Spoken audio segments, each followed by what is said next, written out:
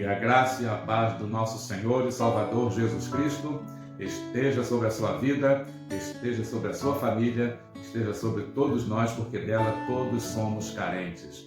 Que a palavra da consolação de Deus, segundo está escrito em 2 Coríntios, capítulo 1, versículo 3, o Pai, o Deus Pai das misericórdias, Deus de toda consolação, Ele é bendito, porque Ele nos consola em toda a nossa tribulação, para que possamos consolar a todos que estejam passando pela mesma tribulação, com a mesma consolação que nós temos sido consolados, outros sejam consolados. Nós desejamos que essa bênção da consolação de Deus esteja sobre todas as famílias que sofreram e sofrem a perda de seus entes queridos. Gostaríamos de também agradecer a sua presença conosco aqui no canal da Primeira Igreja Batista em Cabo Verde, Minas Gerais. Queremos continuar pensando sobre reforma, mas não entrando especificamente na reforma protestante de Martim Lutero. Nós falamos essa semana sobre ela, vimos algumas mensagens, colocamos lá na playlist da igreja, do canal da igreja, né? Nesse canal aqui também, sugestões de uma live muito boa com o Dr. Pastor Luiz Saião, e há muito material interessante sobre a reforma, né? Nós queremos pensar hoje ainda no tema reforma, mas fugindo um pouco da reforma protestante do século XVI, né? O assunto tem sido bem explorado, temos ótimas sugestões, né, de mensagens, pastor Israel Belo de Azevedo e outras oportunidades de ouvir também grandes pregadores comprometidos com a palavra, né, do Evangelho de Jesus Cristo, né? Mas nós precisamos filtrar, né? E aqui está o filtro, aqui está a base, né, da nossa fé, é a palavra de Deus, imutável, né? A palavra perfeita, infalível, né? Completa, palavra de Deus, a Bíblia Sagrada. É nela que nós temos que basear a nossa fé, a nossa conduta. A Bíblia é a nossa única regra de fé e conduta. Isso faz parte dos nossos princípios batistas, né? E esperamos que continue assim, que fique assim. Queremos pensar então num tema mais abrangente, pegando um caso específico lá do Velho Testamento, o profeta Ageu, não é muito falado, né? Mas todos os profetas de Deus foram relevantes, não há para Deus essa discriminação, esse aqui é mais importante, esse é menos, etc, né? Importa que sejamos fiéis, todos que temos a responsabilidade de proclamar a palavra do Senhor. Esse desafio é muito sério, o desafio dos profetas reformadores em reconstruir no reino de Deus.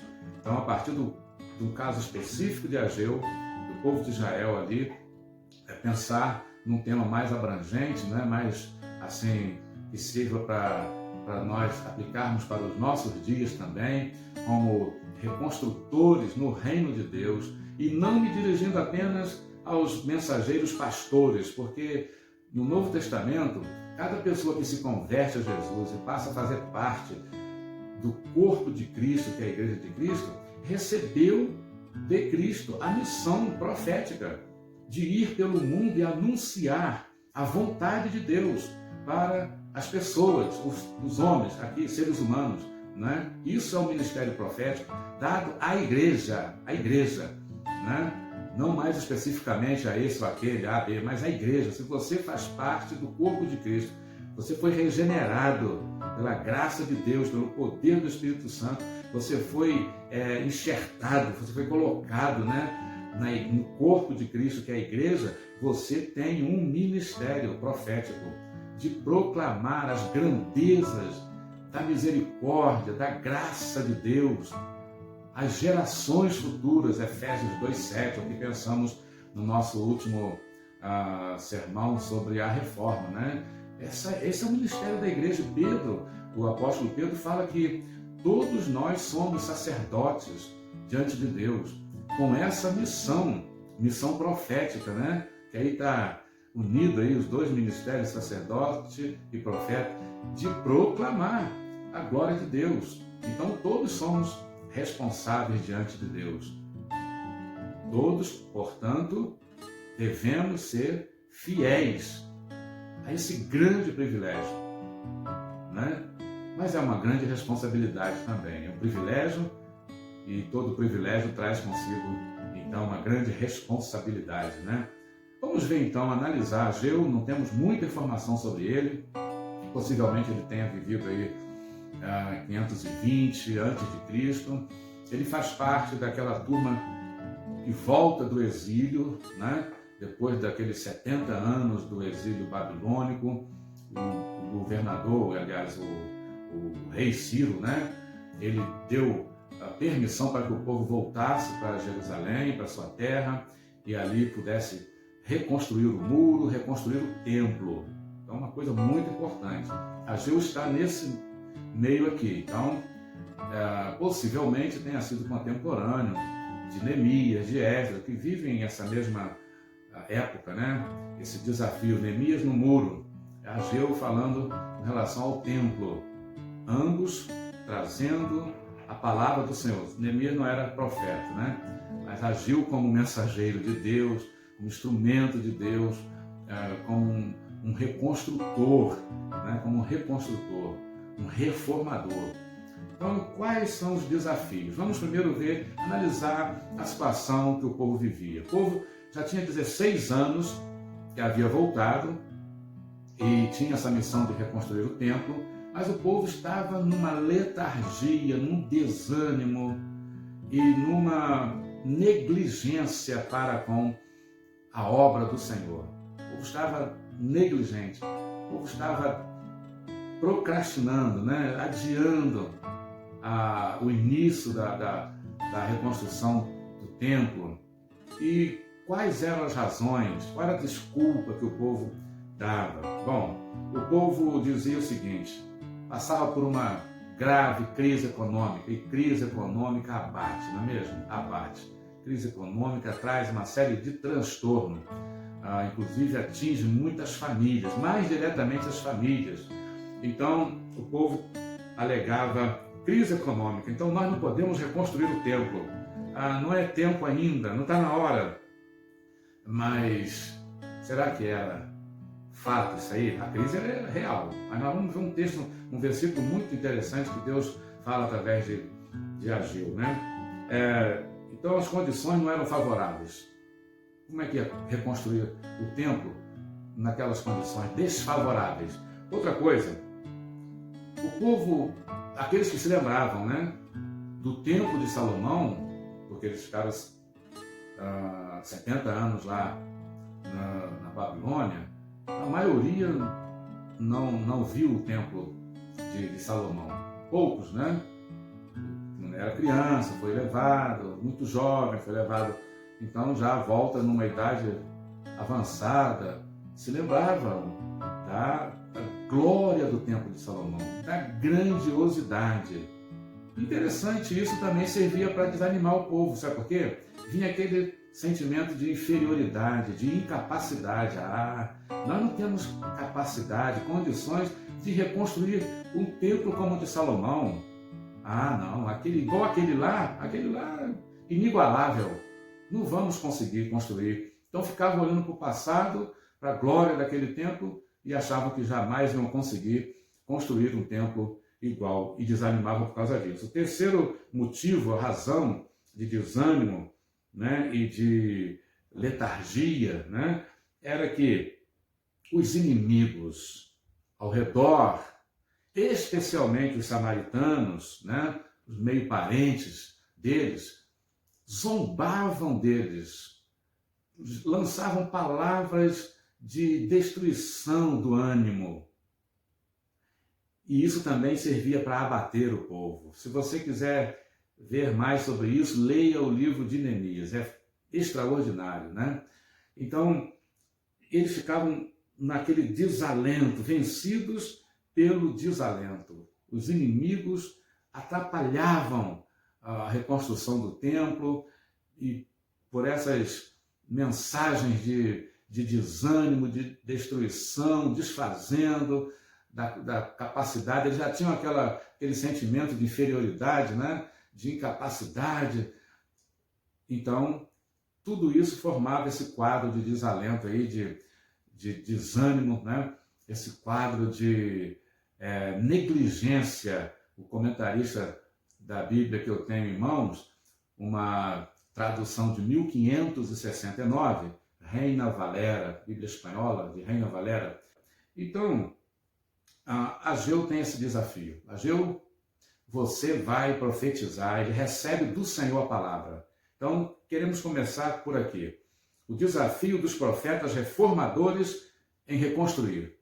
Quais os desafios, ou qual é o desafio, né?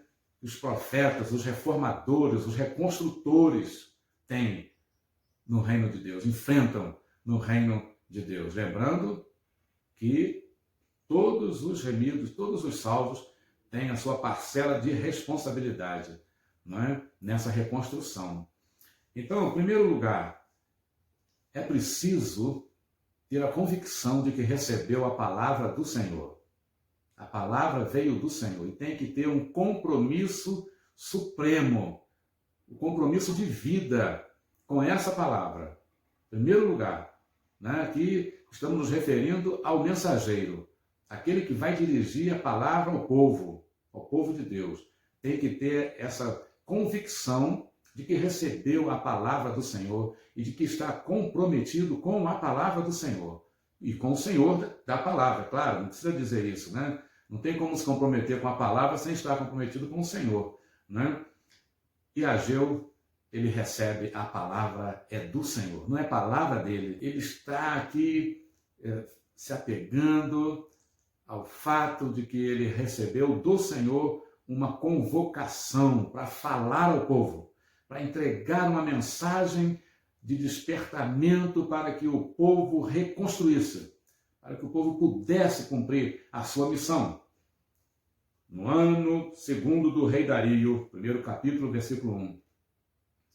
No 6º mês, no primeiro dia do mês, veio a palavra do Senhor Jeová, por meio do profeta Ageu, a Zorobabel, filho de Salatiel, o governador, Zorobabel, o governador de Judá, e a Josué, filho de Josadaque, não é aquele Josué lá, sucessor de Moisés, era o Josué sacerdote, sumo sacerdote, dizendo: assim tem falado Jeová dos exércitos, dizendo: este povo diz, não é chegado ainda o tempo de reconstruir, de reedificar a casa de Jeová.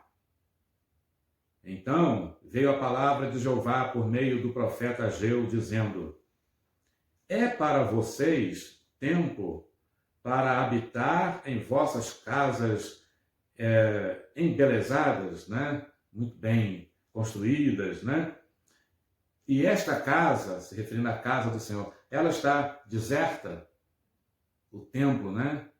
Era o lugar da habitação de Deus, onde Deus falava, então é chamada a casa do Senhor. No Novo Testamento, nós sabemos que a casa do Senhor, o templo do Espírito Santo, são todos os remidos do Senhor, todos os salvos pela graça de Deus em Cristo Jesus, né? Tem em si a habitação do Espírito Santo de Deus.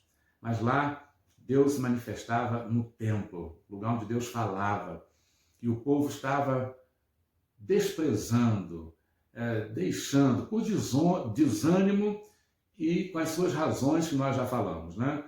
Mas para a casa deles, para os negócios deles, eles achavam que era tempo de investir, tempo de se dedicar. Mas para a obra do Senhor não era tempo ainda. Já tinha se passado 16 anos, desde que eles tinham voltado do cativeiro. Mas ainda não era tempo de mexer, de se dedicar a reconstruir a obra do Senhor. Que coisa, né? Então, a palavra primeiro é uma palavra de conclamação, em segundo lugar, desafio de conclamar o povo a uma reordenação da prioridade da vida. O que é prioridade na vida? Então, conclamar o povo a reordenar a prioridade da vida. Versículo 2, né? E também versículo 4. Quer dizer que para se dedicar a reconstruir na obra do Senhor, Vocês acham que não é tempo, mas para vocês, os seus projetos é tempo. Vocês se dedicam, não é mesmo? Então, essa é a parte mais difícil. A parte mais difícil, é o desafio mais difícil, é fazer esse confronto com o povo, né? Fazer o confronto. Muitos mensageiros evitam pregar uma mensagem que confronte, né? Porque aí não é popular, né? A mensagem que confronta não é popular, não atrai muitos likes, né? Não atrai muitos seguidores, né? Jeremias, por exemplo, pregava sozinho contra 450 profetas, porque Jeremias confrontava, conclamando a essa reordenação de prioridade, conclamando o arrependimento, o conserto. Então, ele falava quase que sozinho, né? Isaías também, talvez até chorando, perguntou para Deus num desespero de alma: Senhor, quem tem dado ouvido à nossa pregação? É sinal de que não estava sendo também muito bem recebida a sua palavra, né? Porque era a palavra de confronto.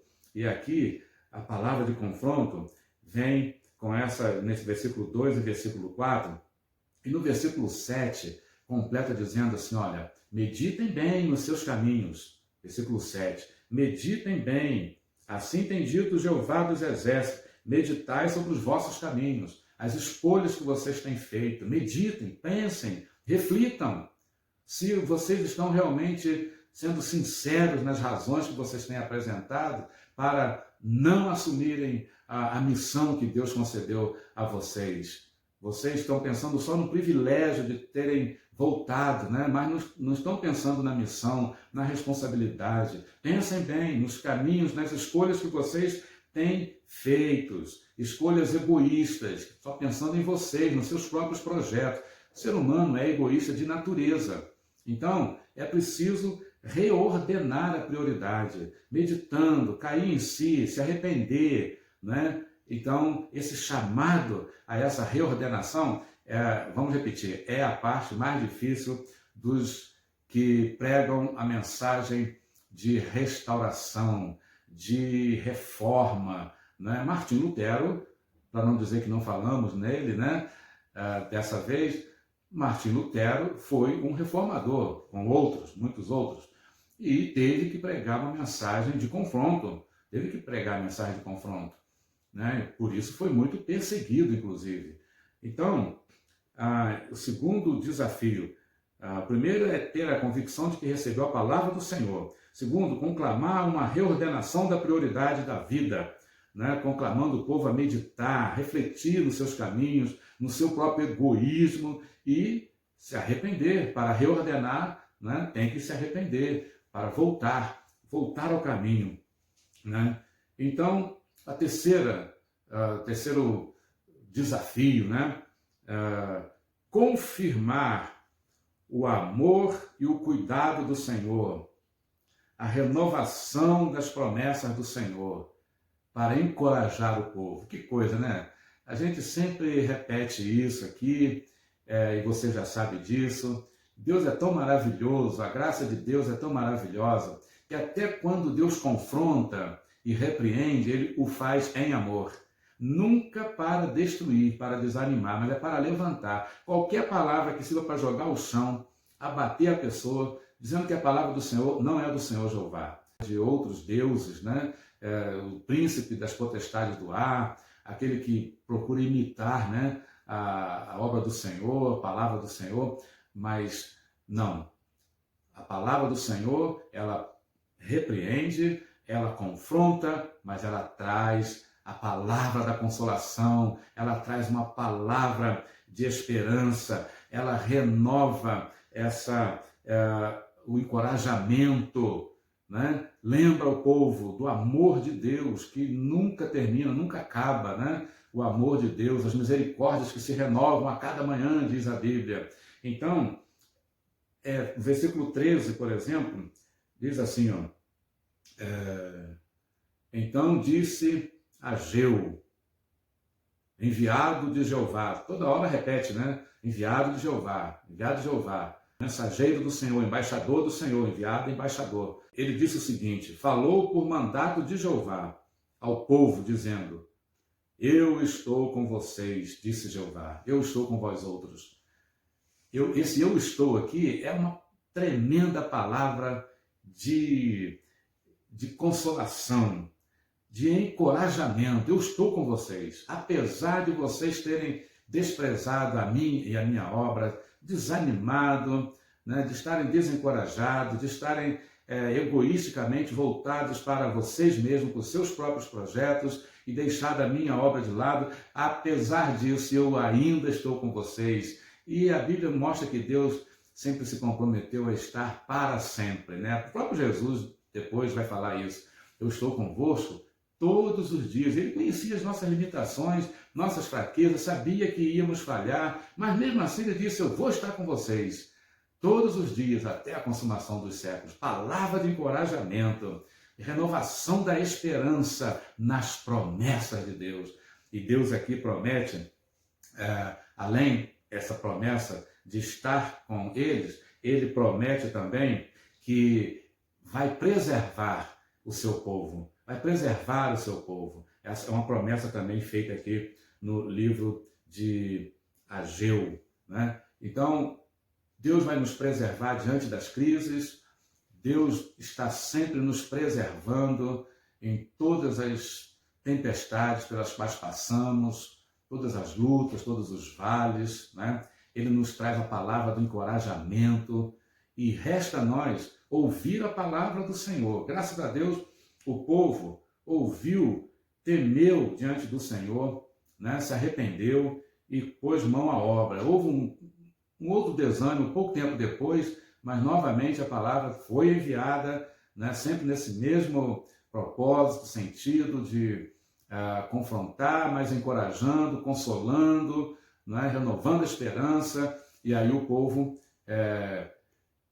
colocou as mãos na massa e reconstruiu o templo. E Deus disse ao povo uma promessa maravilhosa: olha, a minha glória, a glória do segundo templo, será maior do primeiro templo. Porque, sabe por quê? Porque a glória de Deus não dependia das paredes, dos tijolos, das pedras, das madeiras importantes, né? Do ouro.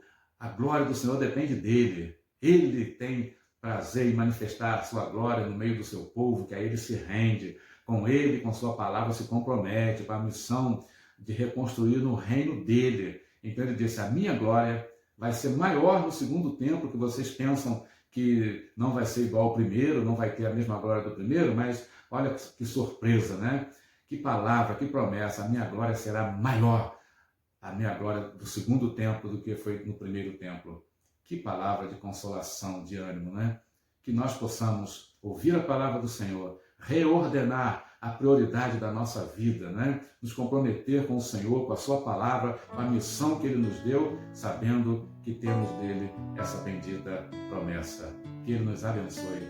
Amém.